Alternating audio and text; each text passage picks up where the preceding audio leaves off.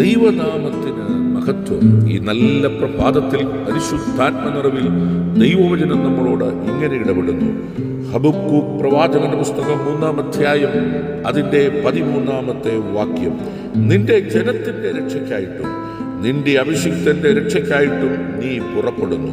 നീ ദുഷ്ടന്റെ വീട്ടിൽ നിന്ന് മോന്തായം തകർത്തും അടിസ്ഥാനത്തെ കഴുത്തോളം അനാവൃതമാക്കുന്നു എന്ന് ദൈവവചനം നമ്മെ ഓർപ്പിക്കുന്നു. ഇവിടെ നമുക്ക് ഉറപ്പും ധൈര്യവും നൽകുന്നത് തൻ്റെ ജനത്തിൻ്റെ രക്ഷയ്ക്കായി, അഭിഷിക്തന്മാരുടെ രക്ഷയ്ക്കായിട്ട് പുറപ്പെടുന്ന ഒരു ദൈവത്തെയാണ്. ഇന്ന് പ്രഭാതത്തിൽ ദൈവവചനം നമ്മളോട് ഇടപെടുമ്പോൾ നമുക്ക് മുൻപേ പുറപ്പെടുന്ന ഒരു വലിയ കർത്താവ് നമ്മുടെ കൂടെയുണ്ട് എന്ന് നാം തിരിച്ചറിയുക.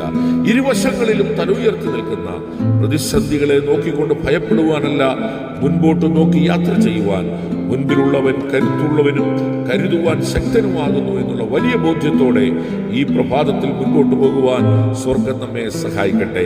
പിൻപിലേക്ക് തിരിഞ്ഞു നോക്കുന്ന ഒരു അനുഭവമല്ല, പിന്നെയോ വാഗ്ദത്ത ദേശത്തേക്ക് എത്തുവാൻ അവൻ നമ്മെ കരം പിടിച്ചുകൊണ്ട് നമ്മെ മുൻപോട്ട് നയിക്കുകയാണ്. ആകയാൽ ദൈവശബ്ദത്തിന് കീഴ്പ്പെട്ട് ഈ പകൽക്കാലം നമുക്കായിരിക്കാം. കണ്ണുകളെ അടയ്ക്കാം, നമുക്ക് പ്രാർത്ഥിക്കാം. പരിശുദ്ധ പിതാവേ, ഈ ശബ്ദം കേൾക്കുന്ന ഓരോ പ്രിയപ്പെട്ടവരെയും നിന്റെ ദാസൻ അനുഗ്രഹിച്ചു പ്രാർത്ഥിക്കുന്നു. കൃപ കൂടിയിരിക്കണം യേശുവിന്റെ നാമത്തിൽ തന്നെ. ആമേൻ, ആമേൻ, ആമേൻ.